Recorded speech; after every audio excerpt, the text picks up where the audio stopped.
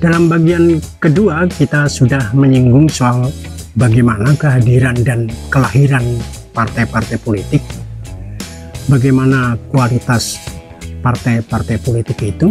Dari 24 partai politik peserta pemilu 2024 terbagi dalam 18 parpol nasional dan 6 partai lokal Nangro Aceh Darussalam.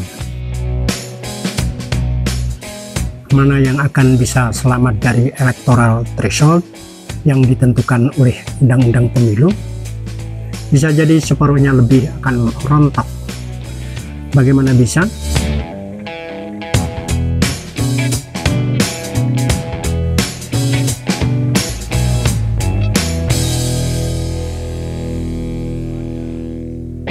Saudara-saudara sebangsa dan setanah air, sedunia dan seakhirat, secapres maupun bukan, jika beda pilihan jangan baper.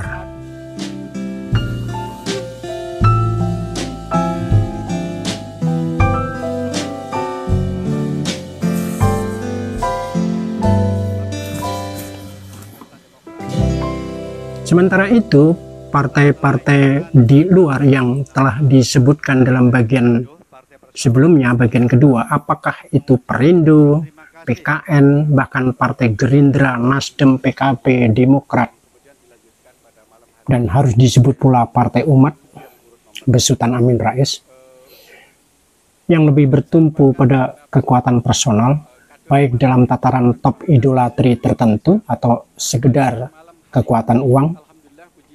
Sangat tergantung bagaimana partai itu dikelola dengan prinsip-prinsip dan manajemen sebuah organisasi politik.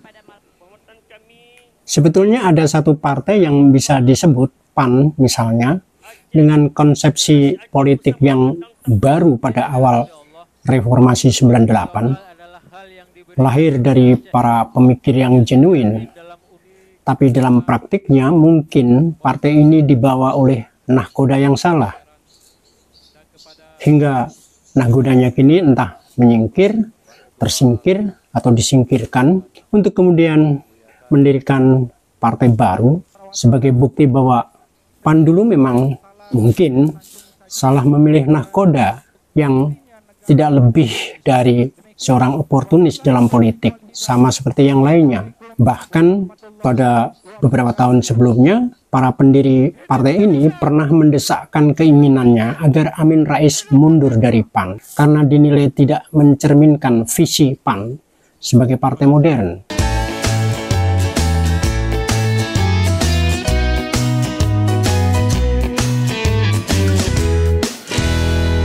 Ketidakjelasan dalam sistem politik kita dengan berbagai aturan dan undang-undang politik yang akhirnya juga elitis itu memungkinkan partai politik pada akhirnya hanya menjadi semacam kendaraan politik bagi oknum atau individu tertentu. Peran ideologisnya sebagai kawah candra di muka penggodokan calon-calon pemimpin bangsa terpinggirkan, terabaikan. Peran sebagai perekrutan kepemimpinan sipil terabaikan untuk hal-hal yang lebih praktis dan pragmatis.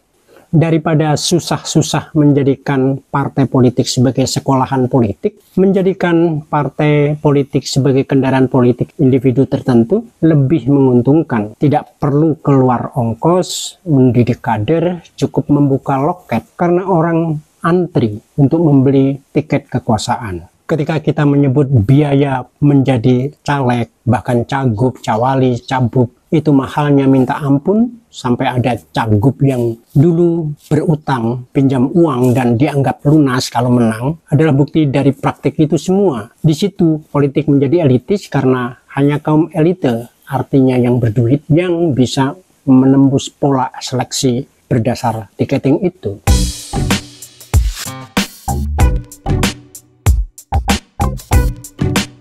Jikapun lahir tokoh-tokoh di luar sistem itu, katakanlah yang paling fenomenal di puncaknya, barangkali baru Joko Widodo, karena partai politik tidak bisa menghindari kenyataan tentang kekuatan real rakyat yang menjadi ceruk kepentingan partai politik. Sebagaimana teori Machiavelli mengenai perimbangan antara oligarki dan keinginan rakyat. Senyatanya kemunculan Jokowi bukan menjadi bagian integral PDI Perjuangan. Terbukti pun sampai kini 2 kali kemenangan Jokowi dalam Pilpres yang lalu masih saja dianggap sebagai kerja mesin partai. Padahal Jokowi adalah bukti kemenangan rakyat, setidaknya sebagian besar rakyat yang bisa mendesakkan kepentingannya di atas kepentingan partai. Dalam hal ini Partai Demokrasi Indonesia Perjuangan. Bahwa pada akhirnya kemenangan rakyat dikooptasi kepentingan partai politik, itu soal lain lagi.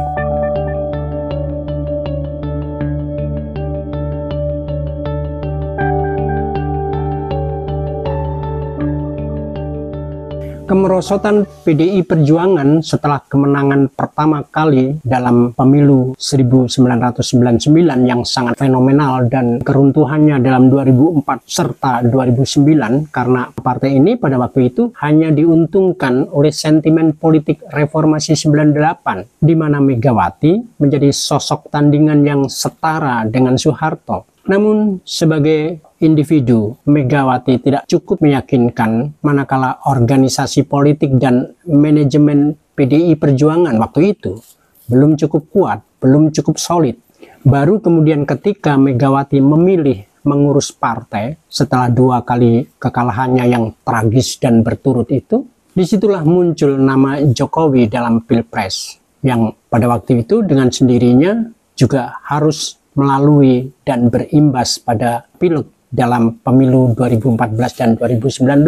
Senyampang itu, PDI Perjuangan tumbuh menjadi partai modern yang paling siap dalam berbagai pertarungan politik di semua level, baik pada pemilihan legislatif maupun para pimpinan eksekutif di berbagai daerah. PDI Perjuangan tumbuh menjadi partai kader yang solid, bisa diperbandingkan dengan bagaimana partai seperti PKS dan PSI yang konon dengan konsep yang disusun dengan konsepsi sebagai partai kader. Karena itu PDI Perjuangan merasa layak sekarang bicara soal pemilihan sistem tertutup yang bahkan ditolak partai sekoalisinya. Kenapa? Karena pada dasarnya memang partai-partai itu tidak siap dengan sistem tertutup.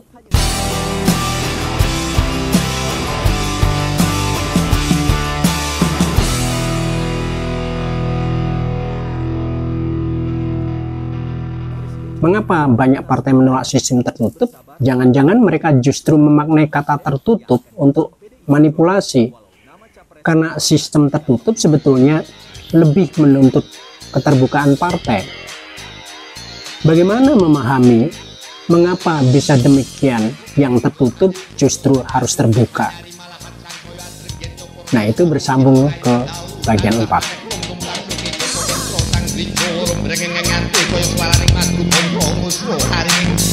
Yang ngantos lumeng sereng rakti sang resya mas aku anggung aku santi kemateng porotismu